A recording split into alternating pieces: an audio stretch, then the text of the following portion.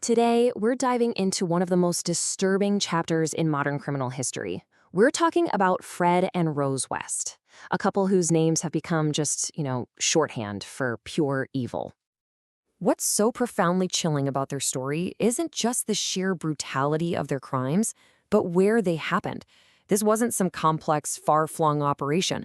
It was a reign of terror, all of it carried out within the four walls of a single family home, hidden in plain sight for decades. So, to start, let's just try to wrap our heads around the sheer scope of what they did. We're talking about systematic torture and murder that went on through the 70s and 80s. But really, this is also a story about failure. The failure of an entire community and of the authorities to see the absolute horror that was unfolding right under their noses.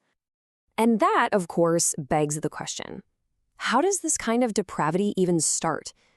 To have any hope of understanding the West, you have to look back, way back, at the lives they led long before they ever met, at the darkness that shaped them. Now, what's really striking here is just how disturbingly similar their backgrounds were. Both Fred and Rose were products of these incredibly abusive, broken childhoods. You got Fred, born in 41, already showing violent and antisocial behavior when he was young. And then there's Rose, born 12 years later, who suffered horrific abuse at the hands of her own father. These weren't just troubled pasts. They were essentially breeding grounds for the monsters they would become. And that right there, that's the key. Separately, they were dangerous, no question. But together, they became something so much worse. Their meeting was like a chemical reaction. It created this twisted partnership where their individual cruelties didn't just add up, they multiplied, escalating into a full-blown collaborative campaign of murder. So let's talk about the place at the center of all this, their home. Number 25 Cromwell Street in Gloucester.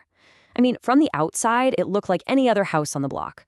But inside, it was the epicenter of their crimes, a place that would become infamous as a real-life house of horrors. Just look at this timeline. They get married in 1972. For the next 2 decades, they carry out these atrocities. The police investigation doesn't even kick off until 1994. That massive gap, that's 20 years. 20 years of suffering, and it represents this catastrophic failure to see what was happening and protect these vulnerable people. And make no mistake, this was not random violence. It was a horrifyingly organized system. They specifically targeted vulnerable young women, runaways, lodgers, luring them into their home for unimaginable torture before murdering them. Then they'd just bury the bodies in the garden or under the floorboards. And it's so important to understand Rose was no bystander, no way. She was an active, willing participant, helping to select victims, taking part in the crimes, and abusing their own children. So how did it all come crashing down? For 2 decades, they literally got away with murder. Let's walk through the series of events that finally pulled back the curtain on Cromwell Street and exposed the truth to a completely horrified world. 12. That's the number. 12 confirmed victims that police eventually dug up from their home and garden. 12 lives, just gone. And the truly chilling part, investigators are pretty sure the real number is actually higher. So the whole house of cards started to fall in 1994. And the catalyst, incredibly, came from inside the family. One of the West's own daughters finally found the courage to go to the police, breaking years and years of terrified silence. That one brave act triggered the whole thing. The full-scale investigation, the excavation of the property, and the gruesome discoveries that would absolutely shock the entire country. So what was the final outcome?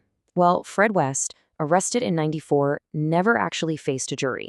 He took his own life in prison while he was awaiting trial. Rose West, on the other hand, was tried in 1995.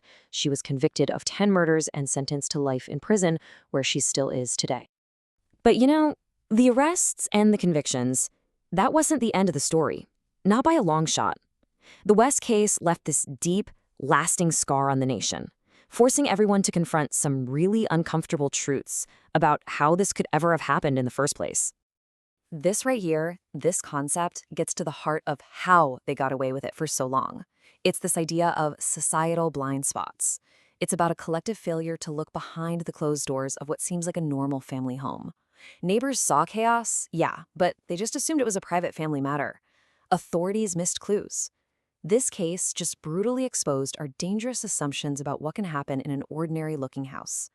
But from this absolute horror, some crucial lessons were finally learned. The case blew the lid off of massive flaws in how missing persons and domestic abuse cases were handled, and that led to major reforms. It served as this grim, unforgettable reminder that community vigilance really, really matters.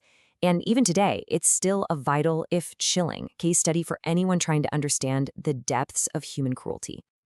And in the end, that's what we're left with, isn't it? This final, haunting question. The Wests didn't look like monsters from some horror movie. They looked like your neighbors. Their evil wore a completely normal face. So the challenge that remains, the real legacy of this case, is figuring out how we as a society can learn to see past that facade and protect those who are suffering in silence.